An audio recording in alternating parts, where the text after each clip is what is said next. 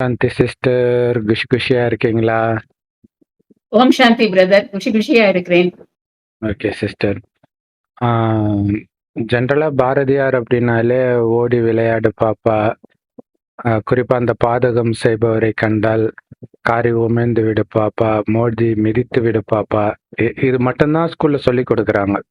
ஆனா அவர் அதையும் மீறி நிறைய விஷயங்கள் பேசி இருக்கிறாரு, ஆன்மீகத்தை பற்றி பேசி இருக்கிறாரு. அது சொல்றது கிடையாது. ஸோ அதை பற்றி இன்னைக்கு நம்ம பார்க்க போறோம் இல்லையா சிஸ்டர்? ஆமா பிரதர், நிச்சயமா. ஏன்னா அவர் எவ்வளவு ஒரு ஹை லெவல்ல இருந்திருக்காரு, அத மக்கள் கட்டாயமா அறிஞ்சுக்கணும். அதனால இந்த ரொம்ப முக்கியமான வீடியோ. அதாவது அவரோட பேர்ல பாத்தீங்கன்னாவே மகாகவி அப்படின்னு சொல்றாங்க.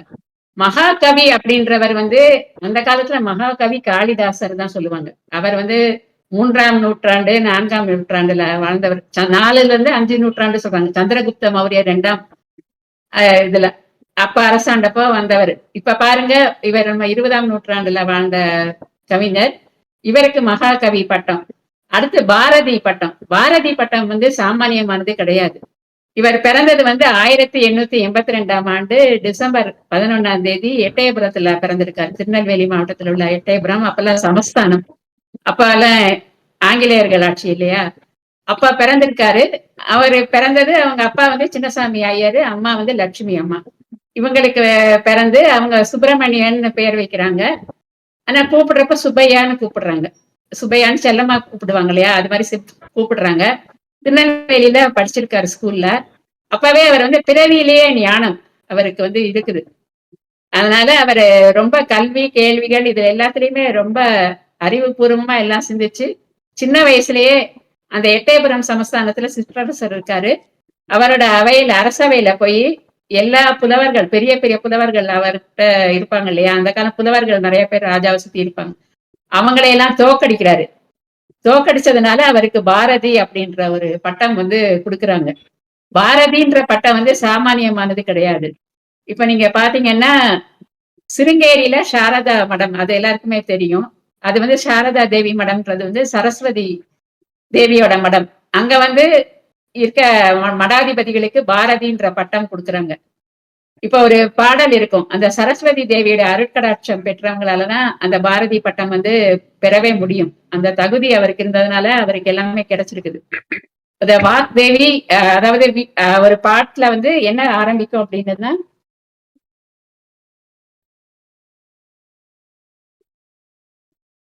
வாக்தேவி வரநாயகி வீணா புஸ்தக தாரிணி புஸ்தக ஹஸ்தே ஸ்ரீ வித்யாலட்சுமி நமஸ்துதே அப்படின்ற ஒரு பாட்டுல சாரதா தேவி, சாஸ்திரவல்லி, சகலகலாவல்லி இது எல்லாமே வரும் அந்த பாட்டுலயே. சோ அந்த அளவுக்கு ஞானம் பொருந்திய சரஸ்வதியோடைய அனுகிரகம் முழுமையா பெற்றவர் நம்ம பாரதியார். இப்ப நம்ம பார்க்க போறது எல்லாமே அதுல யோகம், ஞானம், தெளிவு. நம்ம இந்த அவர் இறந்தது 1921 அவர் இறந்துட்டாரு, 39வது வயதுல. ஆனா இப்ப இந்த 100 ஆண்டுகளுக்கும் மேல ஆயிடுச்சு இல்லையா? அதுக்கு பிறகு இப்ப வாழ்ற மக்களுக்கு என்னென்ன தேவையோ அதெல்லாம் சொல்லியிருக்கிறாரு. அதுல முக்கியமானது நம்ம எப்படி வாழணும், உண்மையான ஞானம்னா என்ன, உண்மையான யோகம்னா என்ன, இந்த மாதிரியான கருத்துக்கள் எல்லாம் சொல்லி நம்ம எப்படி வாழ்க்கையை நடத்தணும், எப்படி மனிதனுடைய முக்தி பேறு அடையிறதுக்கான வழி என்ன, அது வரைக்குமே சொல்லியிருக்கிறாரு. ஆனா இது யாருமே எடுத்துக்கிறது இல்ல. சும்மா இந்த மாதிரி சின்ன சின்ன பாடல்கள், சாதாரணமான பாடல்கள் தான் எடுத்துக்கிறாங்களே தவிர அந்த பாடல்கள்லயுமே உட்கருத்து இருக்குது, அதையுமே அவங்க புரிஞ்சுக்கிறது இல்ல. சோ அதனால இந்த பதிவு அவசியமா எல்லாரும் பார்க்கணும் அப்படின்னு நான் விரும்புறேன். இப்ப முதல்ல யோகத்துக்கான பாடல் ஒண்ணு பார்ப்போம். யோக சித்தின்ற பாடல். அதுல இருந்து ஆரம்பிச்சு அப்படியே வந்தோம்னா அடுத்து ஞானத்துக்குள்ளது நம்ம போகலாம். இப்ப யோக சித்தியில அவர் என்ன சொல்லி இருக்காருன்னா, தேடி சோறு தின்று பல சின்னஞ்சிறு கதைகள் பேசி மனம் வாடி துன்பம் மிக உழன்று பிறர் வாட பல செயல்கள் செய்து நரை கூடி கிளப்பருவம் எய்தி கொடுங்கோற்றுக்கு இறையனர் பின்மாயும் பல வேடிக்கை மனிதரை போல் வீழ்வே என்று நினைத்தாயோ. அப்படின்னா இதுல ஒரு சக்தியை தான் அவர் பாடுறாரு. அந்த சக்தி என்னன்றது நம்ம பின்னால பார்ப்போம். தாயாக அந்த சக்தியை கருதுறாரு. அவரை முன்னிலையா வச்சு இந்த பாடலை பாடுறாரு. ஒரு மனிதனுக்கு சாப்பாடு பணம் தான் வாழ்வு என்று ஓடி தன் வயிற்றை நிரப்பி தேவையில்லாத விஷயங்களை கதை கதையாக பேசி மனம் வாடி துன்பங்களில் உழன்று பிறர் மனம் நோகும்படியாக பல தீய செயல்களை எல்லாம் செய்யறான். செஞ்சுட்டு பிறகு நரை கூடி கிளப்பருவம் எழுதுகிறான். பிறகு வினையாக பல நோய்கள் வருது. அப்ப கொடுங்காலனுக்கு யமனுக்கு இரையாகி மடிகிறான். இது வேடிக்கையான வாழ்க்கை அல்லவா? இது என்ன வாழ்க்கை? நம்ம ஏன் பிறந்தோம், எதுக்காக வாழ்கிறோம் என்று கூட சிந்திக்காத மனிதன் யோக சித்தி, அதாவது ஆத்ம ஞானம் அடையாமலே இறந்துடுறான் அப்படின்னு சொல்றாரு. சுதந்திர நிலை என்றால் என்ன என்பது தெரியவில்லை. பேரின்பம் ஆனந்தம்னா என்னன்னு தெரியல. அதனால ஒரு பாட்டு பாடுறாரு. இந்த பாட்டு சாதாரண பாட்டுன்னு நினைக்கிறாங்க. இதுல நிறைய உட்கருத்துகள் இருக்கு, அது பார்ப்போம். ஆடுவோமே பள்ளு பாடுவோமே ஆனந்த சுதந்திரம் அடைந்து விட்டோம் என்று ஒரு பாட்டு இருக்கு. அவர் 1921 இறந்துட்டாரு. நம்மளுக்கு சுதந்திரம் வந்தது 1947ஆம் ஆண்டு. சோ அத்தனை வருஷம் கேப் இருக்கு. சோ அவர் என்ன சொல்ல வராரு அப்படின்றது பார்க்கணும். இப்ப வெள்ளையரிடமிருந்து பெற்ற சுதந்திரம் அப்படிதான் எல்லாருமே நினைக்கிறோம். ஆனா அவர் என்ன சுதந்திரம் சொல்றாரு அப்படின்றது அடுத்து வர வரிகள்ல நமக்கு தெரிய வரும். அதாவது எங்கும் சுதந்திரம் என்பதே பேச்சு, நாம் எல்லோரும் சமம் என்பது உறுதியாச்சு. நம்ம எல்லாரும் சமம் தான், ஒரே மாதிரியான ஆத்மாக்கள் தான் அப்படின்ட்டு சொல்றாரு. அவர் ஐயர். ஆனா அந்த மாதிரியான பாகுபாடெல்லாம் அவர் சுத்தமா பார்க்கவே இல்லை. நம்ம எல்லாரும் சமம், எல்லாரும் ஒரே மாதிரியான ஆத்மாக்கள் தான். அது பின்னால வரும் நம்ம பாக்குறப்போ. அப்ப சங்கு கொண்டே இதை ஊதுவோமே, இதை தரணிக்கெல்லாம் எடுத்து ஊதுவோம், நம்ம எல்லாருமே சமம் அப்படின்னு சொல்றாரு. அப்புறம் எல்லாருக்கும் ஏற்றத்தாழ்வு இல்லை அப்படின்னு சொன்னதுக்கு பிறகு உழவுக்கும் தொழிலுக்கும் வந்தனை செய்வோம், வீணில் உண்டு கழித்திற்போரை நிந்தனை செய்வோம் அப்படின்ட்டு உழைப்பிற்கும் தொழிலுக்கும் முக்கியத்துவம் தராரு. அப்புறம் விழலுக்கு நீர் பாய்ச்சி மாய மாட்டோம், வெறும் மீனருக்கு உழைத்து விடலும் ஓய மாட்டோம். இதோட விளக்கம் விழல்ன்றது நிலம், அதாவது புல்லு இந்த மாதிரியான இடங்கள், பயனில்லாத நிலம். இதுல நீர் பாய்ச்சுவது எப்படி பலன் தராதோ அதே போல் தகுதியற்றவரிடம் போய் வேலை பார்க்க கூடாது, உதவி கேட்க கூடாது, அல்லது தேவையற்ற காரியத்துல ஈடுபட்டு நேரத்தை வீணடிக்க கூடாது. அப்ப எதுக்கு நேரத்தை செலவிடணும் அப்படின்னு சொல்றாரு அப்படின்ட்டு வருது. அப்ப அதற்கான விடை இது பாட்டோட இறுதியில வரும். பூமியில இனி எவருக்குமே அடிமை செய்ய மாட்டோம், பரிபூர்ணத்தை அடிமை செய்து வருவோம் அப்படின்னு சொல்றாரு. இது ஞானத்தோட உச்சம். அதாவது மனமானது உலக வாழ்க்கையில உலர்ற பந்தங்கள் பாசங்களுக்கு அடிமையாகதான் வாழ்ந்து காம விகாரங்களுக்கு அடிமையாகுது. இப்ப பாக்குறோம் டெய்லி காமத்தால எவ்வளவு பெரிய தீங்குகள் நடைபெறுது, எத்தனை கொலைகள் நடைபெறுது. அப்புறம் மண், பெண், பொன் இந்த மாதிரியான ஸ்தூலமான பொருட்கள் நம்ம இறுதியில எடுத்து செல்ல முடியாதவற்றிற்கு அடிமையாகுது. எவற்றை அடைஞ்சாலும் இன்னும் அப்படின்ற பேராசைக்கு அடிமையாகுது. இப்படி உழன்று மடிபவர்கள் தான் வேடிக்கை மனிதர்கள். முதல்ல நம்ம பார்த்தோம் இல்லையா? பரிபூர்ணமாக ஒருவர் உள்ளார், அவர் ஆத்மா, அவர் பரமாத்மா, ஆத்மாக்களின் தலைவன். அது நம்ம பின்னால நம்ம டீட்டெயில்டா பார்ப்போம். அவருக்கு அடிமை செஞ்சு வாழ்ந்து முக்தி பேர் அடைகிறதுதான் நம்ம வாழ்க்கையோட லட்சியம். அதற்காக பிறப்பெடுத்தவர்களே நாம் அப்படின்னு சொல்றாங்க. இடையில வந்தவை உடல் முதற்கொண்டு இடையிலேயே போயிடுது. ஆனா என்றும் அழியாத ஆத்மாவை பரமாத்மாவிடம் ஒப்பிப்பதே சிறந்த நம் பிறவிக்கான தலையான நோக்கம். இவர் எவ்வளவு தூரம் படிப்பாளி அப்படின்றது நிறைய பேருக்கு தெரியாது. இவர் எட்டயபுரத்துல இருந்திருக்காரு. ஆனா பின்னால வாரணாசி போயிட்டாரு. காசியில போய் அங்க காசியில இருக்க யூனிவர்சிட்டி பல்கலைக்கழகத்துல படிச்சு சமஸ்கிருத பண்டிட்டா இருக்காரு, ஆங்கிலத்துல தேர்ச்சி பெற்றிருக்காரு, ஹிந்தியில தேர்ச்சி பெற்றிருக்காரு. இவ்வளவு பெரிய எல்லா விஷயங்களையும் தெரிஞ்சு வச்சிருக்காரு. அப்ப எவ்வளவு ஞானம் இருக்கும். இப்ப சமஸ்கிருதத்திலேயே ஈஷா உபனிஷதம் இருக்கும். அதுல இருக்க ஒரு பாடலை ஒட்டிதான் இவருடைய இப்ப இந்த கருத்து வந்திருக்குது. அது என்னன்னு பார்த்தோம்னா, அவித்யா மிருத்தியம் தீர்த்துவா வித்யா அமிர்தம் அஷ்ணுதே அப்படின்ற பாட்டு. அதாவது அவித்தியான்றது உலக வாழ்க்கை, நம்ம உலகத்துல வாழ்றோம், செயல், தொழில், வாழ்க்கை, விஞ்ஞானம், பணம், இந்த மாதிரி தேவை, குடும்பம், கல்வி, இப்படி தேவைக்காக வாழ்றோம். இது அவித்யா. ஆனா ஆத்ம ஞானம் வித்யா, நான் யார் என்பதை தேடல் மூலம் அறியும் உண்மை, கடவுளை பத்தி தெரிஞ்சுக்கணும் அப்படின்ற ஞானம், இது கட்டாயமா வேணும் ஒரு மனுஷனுக்கு. இப்ப அவித்யா மட்டும் இருந்தா மாயை எனப்பட உலகத்துல சிக்கி வேடிக்கை மனிதரா நம்ம இறந்துருவோம். வித்யா இருந்தால்தான் வாழ்க்கை நடத்த உணவு உரை. வித்யா மட்டும் இருக்கு அப்படின்னா, வெறும் படிப்பு மட்டும் இருந்தா வாழ்க்கையை நடத்த உணவு, உடை, உறுப்பிடம் இது இருக்காது. அதாவது ஞானம் மட்டும் இருந்தா வாழ்க்கை நடத்த பொருள் வேணும் இல்லையா? அதனால இரண்டுமே தேவைப்படுது. அதனால இரண்டும் வேண்டும். அவித்யா வாழ்க்கையை நடத்த வித்யா வாழ்க்கையின் உண்மை நிலையை அறிய அவித்யா மிருத்தியும் தீர்த்துவா. அதாவது உழவு தொழில் அவர் சொல்லியிருக்கார் இல்லையா? அது மாதிரி உலக வாழ்க்கையை நம்ம கடமையெல்லாம் செய்யணும். அதிலே கடந்துட்டு ஆன்ம ஞானம் மூலம் அமரத்துவம், அதாவது முக்தி அடைய வேண்டும். அது எப்படி அடையணும்? அவித்யா வந்து வாழ்க்கை என்னும் நீரோடையை ஓட்டும் படகு மாதிரி. ஒரு படகு போகுது. வித்யா என்பது கரை மாதிரி. நம்மளுக்கு வந்து படகுன்றது உடல். இப்ப உடலை வச்சுதான் நம்ம வந்து கடவுளை தியானிக்க முடியுது, எல்லாம் பண்ண முடியுது. சோ இப்ப இந்த படகு வந்து கரையை அடையிற வரைக்கும் தான் உடலுக்கு உபயோகம். ஆனா உடல் இல்லாம காரியம் செய்ய முடியாது. ஆனா வித்யா என்ற கரையை அடைந்த பிறகு, அதாவது முக்தி என்ற பரிபூரணராகிய இறைவன் மூலம் அதை அடைந்த பிறகு ஆன்மாவுக்கு உடல் தேவையில்லை. ஆன்மா வந்து ஆனந்த சுதந்திரமா இருக்கும்.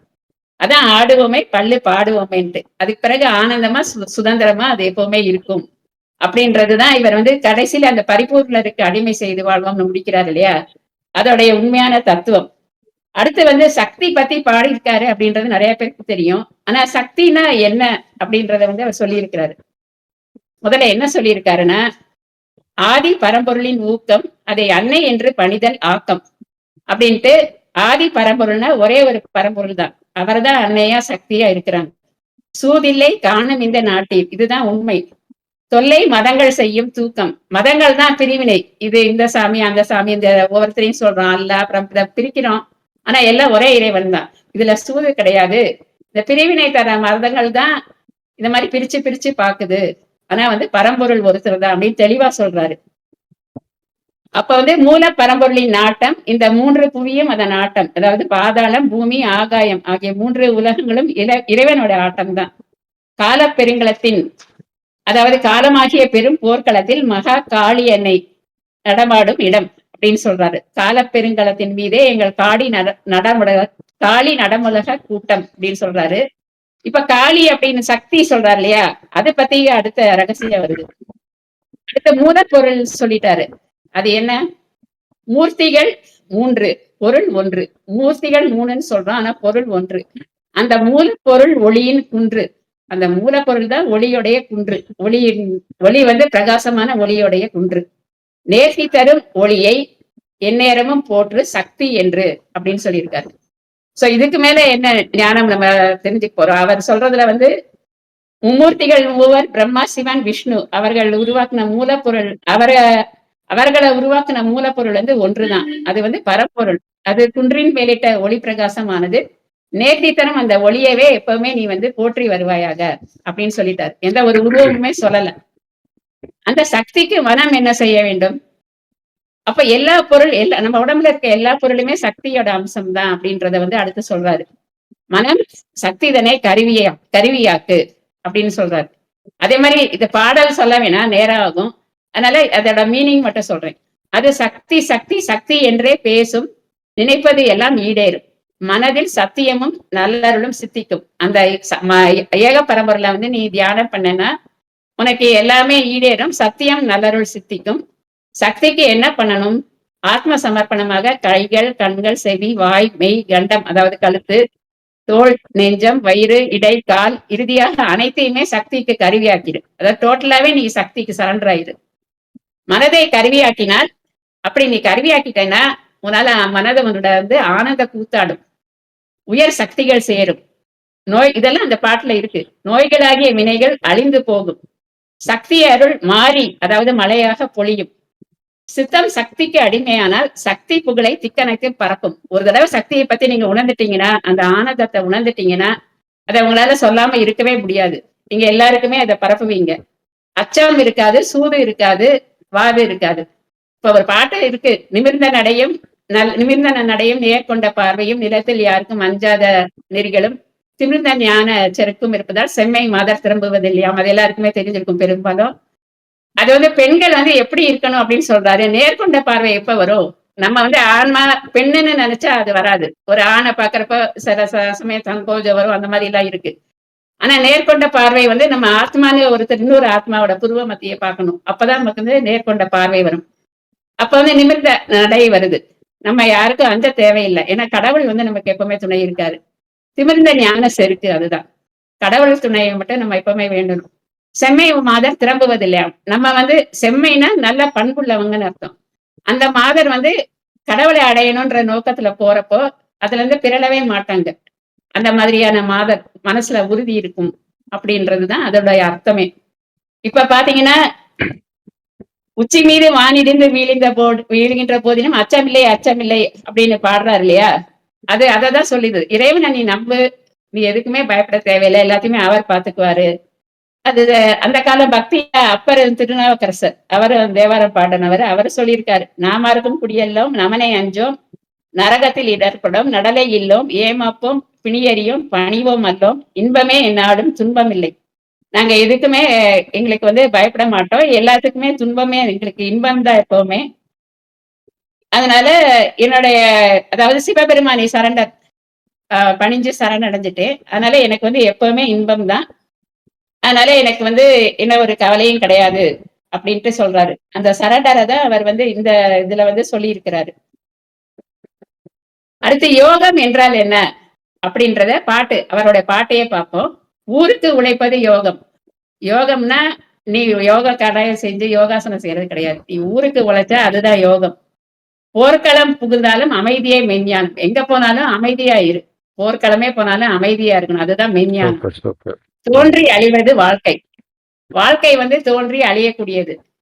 இதுல துன்பத்தோடு இன்பம் வெறுமை என்றோதும் மூன்றில் எது வருமேனும் களிமூழ்கி நடத்தல் பரசிவ முக்தி. முக்தி எப்படி வரும்?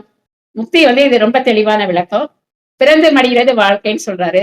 இதுல இன்பம் வந்தாலும் சரி, துன்பம் வந்தாலும் சரி, வெறுமையா இருந்தாலும் சரி, எது வந்தாலும் அனைத்தும் இறைவன் செயலே. களிமூழ்கி நடத்தல், அதாவது இறைவன் செயலே, நான் அவன் கருவியே என்று நினைத்து சரணாகதி அடைந்து கழுப்பில் மூழ்கி நடங்கள்.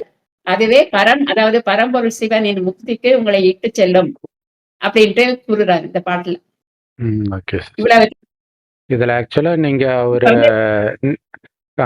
வாரணாசியில போய் படிச்சாரு, இத்தனை மொழி தெரியும் அப்படின்னும் போதுதான் ஒண்ணு புரியுது. யாமறிந்த மொழிகளிலே தமிழ் மொழி போல் இனிதாவது எங்கும் காணோம்னு சொன்னாரு இல்லையா? அவர் சொல்லலையா? அப்படியா? அது யார் சொன்னது? பாரதிதாசனா? சிலப்பதிகாரத்திலயா யாரோ வீரமாமுனிவர யாரோ சொல்லுவாங்கல்ல, யாமறிந்த மொழிகளில். இவர் சொன்னதில்லை. இவர் சொன்ன மாதிரி ஞாபகம். அதனால நீங்க போட்டு பாருங்க, நம்ம டைம் இருக்குல்ல, நீங்க அதை போட்டு. ஆமா சிஸ்டர், வெரிஃபை பண்ணிட்டோம். பாரதியார் தான் சொல்லியிருக்கிறாரு. ஸோ அப்பதான் நீங்க இந்த மாதிரி வாரணாசியிலலாம் அவர் படிச்சிருக்கிறாரு, சமஸ்கிருதம், இங்கிலீஷு. ஸோ இதெல்லாம் சொல்லும் பொழுதுதான் ஹிந்தியும் அப்ப எல்லா மொழியும் தெரிந்த ஒருத்தர் தானே சொல்ல முடியும். எனக்கு நிறைய மொழி தெரியும், அதுல பெஸ்ட் அல்லது இனிமையானது தமிழ் தான் அப்படின்னு பார்ப்போம். அதோடைய அர்த்தத்தையும் பார்த்துட்டு நம்ம மகாகவி பாரதி தெய்வீக கவிஞர் எழுதின பாடல்கள் பற்றிய பதிவை நிறைவு செஞ்சுக்கலாம்.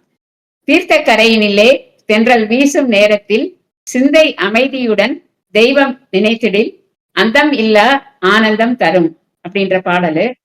அதாவது மனமாகிய இடத்துல, அதாவது மனம் தூய்மையான புனித தீர்த்தத்துடைய கரை.